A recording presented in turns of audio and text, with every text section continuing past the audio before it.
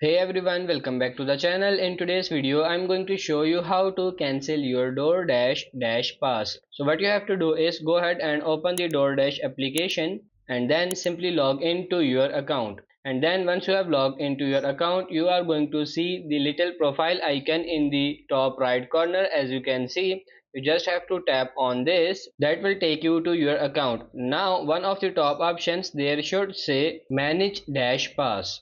If we tap on Manage Dash Pass, it will let you know basically your Dash Pass status, whether it's inactive or active when you enrolled. In order to cancel, you to scroll down and tap on the Cancel Membership option there at the bottom of the screen. Let them know why you are cancelling by tapping on selection here. Go to select reason, and then what you can do is you can either pause for a specific amount of time and then it will automatically reactivate, or you just tap on the option cancel dash pass and that will then go ahead and take you to the next screen where you say got it and then you are good to go.